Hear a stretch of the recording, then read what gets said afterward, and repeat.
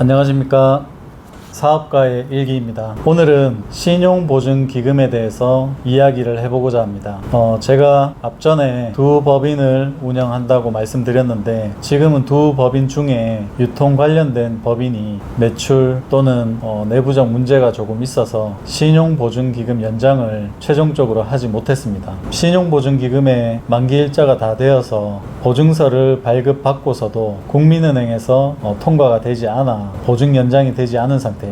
법인을 하시는 많은 분들이 신용보증기금이나 기술보증기금이나 이런 비용에 대해서 돈을 내지 못하는 경우가 생기면 과연 어떻게 될까라는 궁금증을 가지고 계실 거라고 생각됩니다. 일단 저는 체납이 되기 전에 신용보증기금을 가서 상담을 했었고, 지금은 많은 업체가 어려운 시기를 겪고 있어서 정부에서 9월달까지 될 수 있는 한 보증 연장을 해주라는 그런 내용을 통지받았다는 이야기를 담당자한테 들었습니다. 그래서 그걸 믿고 보증을 연장하게 되었습니다. 일단 보증 연장을 하면서 새로운 보증료가 나오게 되었는데 그게 한 300만 원이 조금 넘었던 것 같습니다. 95%의 보증을 받고 국민은행에서 나머지 신용조회를 통해서 연장을 하는 방법으로 일을 진행했었습니다. 하지만 신용보증기금에서는 국세 체납이라든지 건강보험 체납이라든지 이런 부분에 대해서 특수한 상황으로 여겨 통과시켜 주었지만은 국민은행에서는 이 국세가 체납이 되어 있으면 통과가 되지 않는다고 했습니다. 제가 조금 아쉬웠던 것은 보증서 발급을 좀 급하게 담당자가 하시는 것 같아서 좀 의아한 생각이 있었습니다.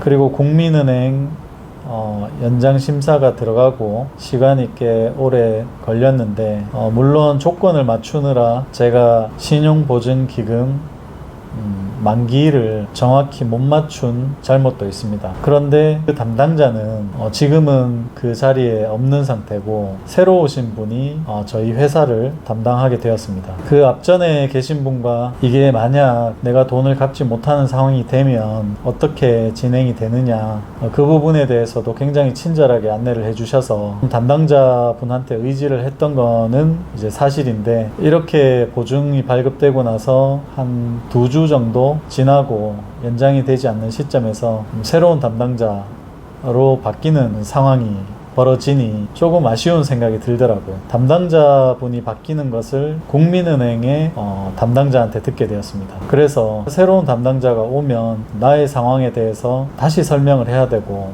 또 어떻게 응대를 해야 될지 걱정되는 부분은 있었습니다. 그렇게 유통법인은 신용보증기금 만기가 되지 않고 국민은행 측에서 그 불량채권, 그러니까 돈을 갚지 못하고 지금 이자도 못 내고 하고 있으니 신용보증기금에 일단 불량채권으로 등록을 했다고 합니다. 그런데 저는 유통법인을 폐업할 생각은 아직은 없습니다. 그래서 새로 오신 담당자분께 찾아가서 지금 불량채권이 떴지만 내가 이걸 분납을 할 수가 있느냐라고 물었고 가능은 하다는 답변을 받았습니다. 보통 법인에서 불량채권으로 신용보증기금의 만기 연장을 하지 못하게 되면 일시 상환을 하게 되는데, 그렇게 되면 돈을 받았던 은행에 신용보증기금에서 돈을 대납해서 갚아줍니다. 그리고 신용보증기금에서는 담당자가 바뀌게 되면서 이 법인에 대한 채무 관련 법적인 문제 아니면 다른 신용 조정에 대해서 협의가 된다고 합니다. 저는 폐업을 지금 목표로 하는 것이 아니라서 일단은 갚는 조건이 어떻게 되는지 현재 담당자한테 부탁을 하여 채권 관련, 채무 관련 법인의 담당자가 만약에 배정된다면 좀 일찍 상담을 하고 싶다라고 표현을 해놓았습니다. 그런데 바로 담당자 배정은 되지 않고 지금 국민은행에 신용보증기금이 돈을 먼저 갚아준 다음 배정이 된다고 통보받았습니다. 그런데 저는 굉장히 특수한 상황으로 지금 흘러가고 있습니다. 기존의 유통법인과 다른 법인이 하나 있는데 그 법인은 현재 아무런 문제가 없는 법인입니다. 대표자는 같고 하나의 법인은 부실 채권이 떠 있는 상태에서 다른 법인 쪽에 또다시 만기 시점이 도래가 된 것입니다. 그래서 정상적인 서류를 넣고 저에 대한 서류를 넣고 했더니 이 법인에 대해서는 유통법인과 연계기업이긴 하지만 법인의 특성상 별도로 보게 되어 연장을 진행하겠다는 결과를 받았고, 지금 보증료를 납부를 하면 신용보증기금에서 다시 연장을 해주겠다라고 약속받았습니다. 하지만 제가 또 걱정되는 것은 국민은행에서 뭔가 통과되지 않는다면 또 보증료만 날리게 되는 상황이죠. 이 어려운 시기에 보증 연장은 꼭 필요한 것이지만 연장을 해놓고 은행에서 거절이 난다면 이 또한 굉장히 나머지 있는 법인에서도 타격이 클 거라고 생각이 듭니다. 지금 나머지 법인을 하나 살리기 위해서 엄청난 노력을 하고 있습니다. 이 과정을 겪으면서 조금 아쉽게 생각되는 부분에 대해서 말씀을 드리자면, 신용보증기금에서는 창업자나 또는 성장하는 회사에 굉장히 자금을 잘 빌려주게 됩니다. 하지만 코로나로 인해서 타격이 받은 업체들은 만기가 되면 그 또한 스트레스가 될 것이고, 그때 연장이 안 된다면 회사가 걷잡을 수 없도록 위태롭게 될 수도 있습니다. 돈을 신용보증기금에서 쓰는 거는 좋지만 거기에 대한 사업 성장이 따르지 않으면 이 또한 독이 되는 게 보증기금의 돈이라고 생각합니다. 그래서 자금 계획에 대해서 잘 알아보시고 진행하라는 얘기를 드리고 싶습니다.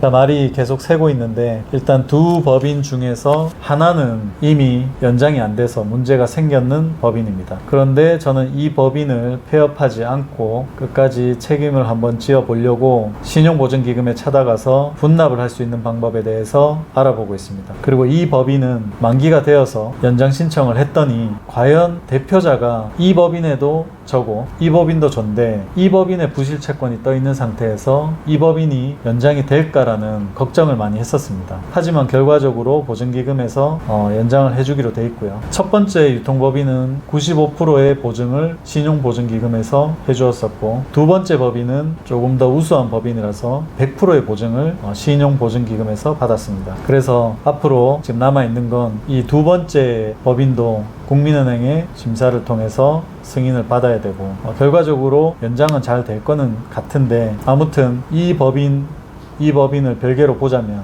A라는 법인을 앞으로 어떻게 풀어나가야 될 것인지, 그게 굉장히 저한테 가장 큰 숙제인 것 같습니다. 신용보증기금을 써보니 굉장히 편리하고 좋습니다. 자금 마련하기도 좋고 신용관리만 잘하고 회사의 성장만 어느 정도 맞춰준다면 분명히 큰 도움이 될 거라고 생각을 합니다.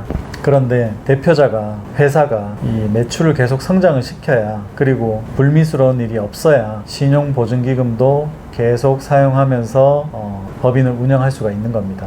그렇기 때문에 절대 세상에 공짜인 돈은 없다고, 신용보증기금의 돈도 그만한 책임감을 가지고 사용을 하셔야 된다는 겁니다.